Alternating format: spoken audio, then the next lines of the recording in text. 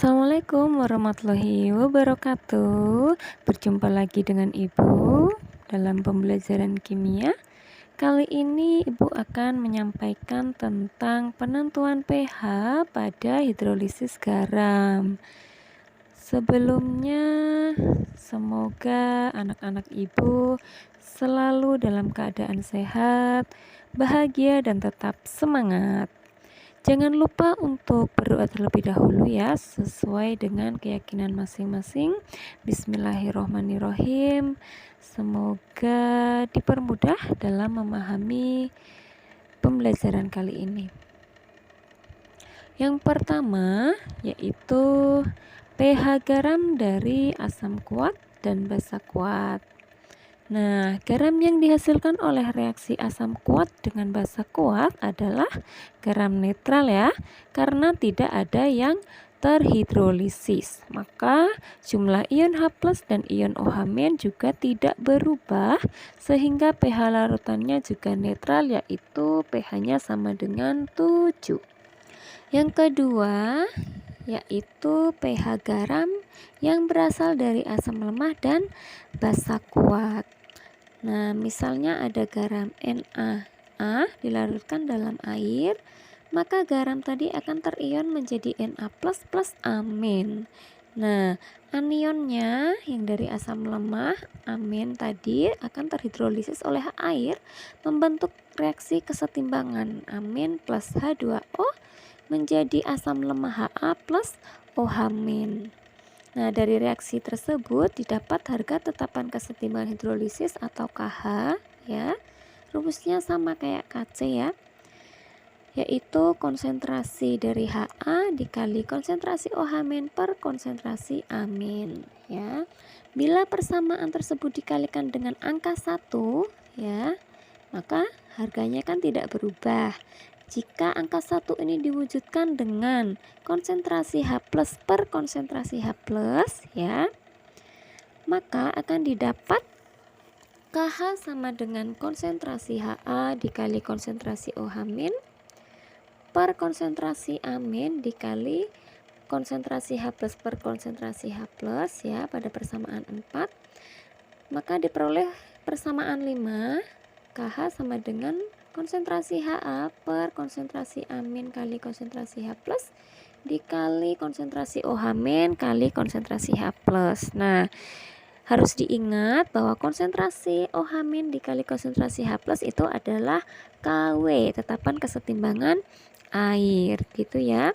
Nah, berdasarkan persamaan 5 dan 6, maka untuk tetapan kesetimbangan asam Ha yang terionisasi dengan reaksi Ha terionisasi menjadi H+ plus amin ya, asam lemahnya itu tadi memiliki harga Ka H+ dikali konsentrasi amin ya, konsentrasi sebelah kanan dibagi konsentrasi sebelah kiri atau konsentrasi Ha pada persamaan 7 itu ya. Nah, dari persamaan 5 itu kan ada konsentrasi Ha per konsentrasi amin dikali konsentrasi H+ ya, itu adalah 1/Ka ya, dibalik ya. Ya, benar ya. Jadi persamaan 7 itu adalah kebalikannya dari persamaan 8 gitu ya. Nah, sehingga persamaan 5 itu bisa dituliskan sebagai KH sama dengan 1/Ka dikali KW. Ini adalah rumusnya ya, atau KW per Ka gitu ya. Tetapan kesetimbangan hidrolisis jika diketahui Ka yaitu KW per Ka begitu ya. Nah, terus untuk menentukan harga pH, bagaimana untuk menentukan harga pH ya? Nah, kembali ke persamaan reaksi kesetimbangan hidrolisis ya. Untuk menentukan OH- dalam larutan, karena tadi anion dari asam lemahnya terhidrolisis ya, menghasilkan asam lemah plus OH-, sehingga di sini ada OH- ya, yang menyebabkan sifat garam dari asam lemah dan basa kuat itu adalah bersifat basa, sehingga nanti kita akan mencari konsentrasi OH-. Nah, karena kita punya persamaan 3 dan 9 tadi ya, KH KH yang dari persamaan 3 dan KH dari persamaan 9 kita sinkronkan ya. Persamaan 3 sama dengan persamaan 9, maka diperoleh OH min itu adalah akar dari KW per KA dikali konsentrasi A minus gitu ya, atau konsentrasi dari si lemah ya, ion lemahnya, anion lemah, dimana OH min adalah konsentrasi ion OH min, KW adalah tetapan air yaitu 10 pangkat min 14 ya, jangan lupa. Kemudian Ka itu adalah tetapan ionisasi asam, dan amin itu adalah konsentrasi ion garam yang lemah ya. Kita masuk ke contoh soal dan pembahasan. Hitunglah pH larutan NaCN 0,01 molar jika diketahui Ka dari HCN asam sianida yaitu 10 pangkat min 10. NaCN jika terion itu menjadi Na plus Cn min ya. Nah, Na plus jika di dalam air nanti dia tidak akan terhidrolisis, karena jika dianggap reaksi dengan air itu menjadi NaOH, karena NaOH itu adalah basa kuat ya, basa kuat, maka pasti akan terurai kembali menjadi Na plus gitu ya. Maka di sini yang terhidrolisis adalah Cn minnya ya, akan terbentuk HCN plus OH min. Maka di sini adalah garam basa, sehingga yang kita hitung adalah OH min. OH min rumusnya adalah akar dari KW per Ka dikali konsentrasi garam atau konsentrasi anion dari garamnya. Nah, maka OH min konsentrasinya adalah akar dari 10 pangkat min 14 per 10 pangkat min 10 Ka-nya ya, dikali konsentrasi dari anionnya atau anion Cn min 0,01, yaitu diperoleh 10 pangkat min 3, sehingga pOH-nya adalah min log dari konsentrasi OH min yaitu 3, sehingga pH-nya bisa dihitung dengan rumus PKW min pOH yaitu 14 min 3, sehingga pH-nya 11. Yang ketiga yaitu pH garam yang berasal dari asam kuat dan basa lemah. Lihat ya, sifat garamnya itu ikut yang kuat, maka ini nanti adalah garam asam, sehingga kalau asam berarti menghitung konsentrasi H+. Oke. Kemudian nanti pasti ada Kb karena ada basa lemah gitu ya cara menandainya. Nah, dengan cara yang sama untuk larutan garam BX misalnya yang berasal dari asam kuat HX dan basa lemah BOH, maka terdapat reaksi-reaksi BX itu nanti akan terion menjadi B+ plus X-. Nah, dan ion B+ akan mengalami reaksi hidrolisis karena berasal dari si lemah ya, basa lemahnya itu yang akan terhidrolisis membentuk BOH plus H+ ya, H+ di sini yang menyebabkan sifat asam.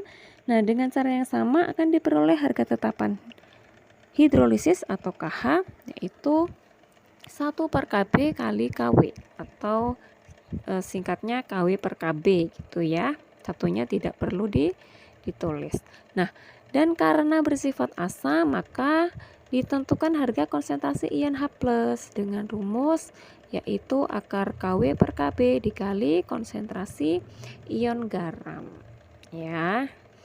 Nah, di mana KW adalah tetapan ionisasi air 10 pangkat min 14 dan Kb adalah tetapan ionisasi basa BOH, dan konsentrasi B+ adalah konsentrasi ion garam. Ini adalah contoh soal dan pembahasan untuk menghitung pH dari garam yang bersifat asam. Nah, hitunglah pH larutan NH42SO4 0,1 molar jika KbNH3 nilainya 2 kali 10 pangkat min 5 ya. Sebenarnya kita bisa langsung masuk rumus ya. Jika diketahui Kb pasti yang dicari adalah konsentrasi H+, gitu ya. Langsung masuk rumus Kw per Kb dikali ion garam dikali valensi, gitu ya. Mengapa kok dikali valensi? Ya, valensi dari ion si lemah, si garam, gitu ya. Karena NH42SO4 itu terion menjadi 2NH4+ plus SO4 2 ini ya. Nah, garam yang berasal dari asam kuat dan basa lemah, maka larutannya bersifat asam, sehingga dicari konsentrasi H+, yaitu akar Kw per Kb dikali konsentrasi ion garam yang lemah. Oke. Sehingga konsentrasi H+ adalah akar dari 10 pangkat min 14 per 2 kali 10 pangkat min 5 dikali 0,2. Nah, konsentrasi H+-nya yaitu didapat 10 pangkat min 5, sehingga pH-nya adalah min log dari konsentrasi H+, 10 pangkat min 5, yaitu pH-nya 5. Yang keempat, yaitu pH garam dari asam lemah dan basa lemah. Nah, sama-sama lemah ya. Berarti nanti ada Ka, ada Kb. Nah, garam yang berasal dari asam lemah dan basa lemah terhidrolisis total. Nah, misalkan jika ada garam Mz yang berasal dari basa lemah MOH dan asam lemah Hz, reaksi hidrolisis yang terjadi adalah M plus Z- plus H2O menghasilkan MOH plus Hz ya. Jadi terbentuk lemah dan lemah. Maka tetapan hidrolisisnya ya, yaitu konsentrasi MOH dikali konsentrasi Hz ya, itu adalah produk per konsentrasi reaktannya, yaitu konsentrasi M plus dikali konsentrasi Z-. Nah, jika dikalikan dengan konsentrasi H+ dikali konsentrasi OH- per konsentrasi H+ dikali konsentrasi OH-, ya ini kan harganya 1 ya, maka tidak berubah. Nah, didapatkan persamaan baru, yaitu tetapan hidrolisisnya yaitu konsentrasi MOH per konsentrasi M+ dikali konsentrasi OH- dikali konsentrasi Hz per konsentrasi H+ dikali konsentrasi Z- dikali konsentrasi H+ dikali konsentrasi OH-. Nah, ini tadi MOH per M+ kali OH-. Nah, itu adalah 1/Kb. Nah, sedangkan Hz per H+ kali Z- itu adalah 1/Ka. Maka diperoleh persamaan baru KH atau tetapan hidrolisis sama dengan Kw per Kb dikali Ka. Jika disubstitusikan, diperoleh persamaan untuk menentukan konsentrasi ion H+ dalam larutan, yaitu konsentrasi H+ sama dengan akar dari Ka dikali Kw per Kb. Nah, dari persamaan tersebut, maka nilai pH larutan garam yang anionnya berasal dari asam lemah dan kationnya berasal dari basa lemah tidak bergantung pada konsentrasi ion-ion garam dalam larutan, tetapi tergantung pada nilai Ka dan Kb dari asam dan basa pembentuknya. Jika harga Ka sama dengan harga Kb, maka larutan akan bersifat netral, yaitu pH-nya sama dengan 7. Jika Ka lebih besar dari Kb, maka larutannya akan bersifat asam, pH-nya kurang dari 7.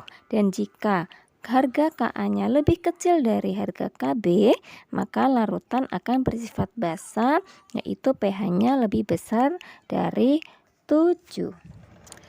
Ini contoh soalnya, hitunglah pH larutan CH3COONH4 0,1 molar jika diketahui Ka 10 pangkat min 10 dan Kb dari NH3 adalah 10 pangkat min 5. Langsung masuk rumus konsentrasi H+, yaitu akar dari Ka kali Kw per Kb, yaitu akar dari 10 pangkat min 10 dikali 10 pangkat min 14 per 10 pangkat min 5. Maaf ya, itu salah tulis. Sehingga didapatkan konsentrasi H+ yaitu akar dari 10 pangkat min 19, sehingga pH-nya yaitu main log dari konsentrasi H plusnya, yaitu setengah dikali main log 10 pangkat min 19, yaitu hasilnya yaitu 8,5.